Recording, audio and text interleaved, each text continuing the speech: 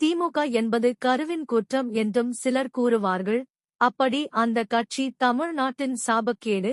இந்தியாவில் மன்னராட்சி ஒழிக்கப்பட்டு விட்டது. ஆனால் ஜனநாயகம் என்ற பெயரில் தமிழ்நாடு இன்னமும் மன்னராட்சி கீழ்தான் உள்ளது.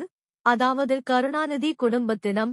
கருணாநிதி குடும்பத்தை விட்டால் தமிழ்நாட்டில் ஆட்களே இல்லாதது போல அந்த குடும்பத்திடம் அதிகாரத்தை கொடுத்து உள்ளனர். மக்கள் ஆட்சிக்கு வருவதற்கு எப்படிப்பட்ட பொய்களையும் வெட்கமே இல்லாமல் கூறுவோர்கள்தான் திமுகவினர்.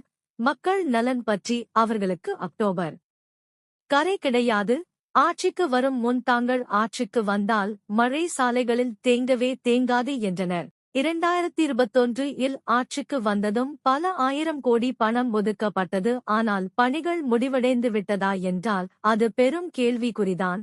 திமுக ஆட்சிக்கு வந்தால் கல்வி கடன் தள்ளுபடி செய்யப்படும் என்றார் ஸ்டாலின் அவர்கள். ஆனால் இதுவரை அதை நாமும் மறந்துவிட்டோம். அவரும் மக்களை ஏமாற்றி ஓட்டு வாங்கி அதிகாரம் அடைந்து விட்டார். ஆட்சியும் இன்னும் சில மாதத்தில் முடிவடைந்து விடும். மீண்டும் வரும் தேர்தலில் மக்களை ஏமாற்ற புதிய பொய்களை கூறுவார்கள் திமுகவினர். நாமும் பழைய பொய்களை மறந்துவிட்டு மக்களுக்கு செய்த துரோகத் கை மறந்து மீண்டும் திமுகவிற்கு வாக்கு செலுத்துவார்கள். அப்படி திமுகவிற்கு செலுத்தும் வாக்கு என்பது எதிர்கால தமிழ்நாட்டின் வளர்ச்சியையும் இந்த மக்களையும் மேலும் கடன் சுமையில் தள்ளுவது ஆகும்.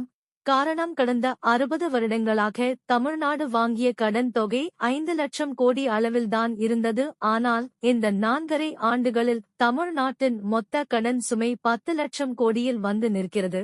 இதன் பாதிப்பை மக்களாகிய நாம் தான் விலைவாசி உயர்வு என்ற பெயரில் கட்டி வருகிறோம். ஆனால் மக்களுக்கான நலத்திட்டம் செய்யப்பட்டதா என்றால் இல்லை என்றே கூறலாம்.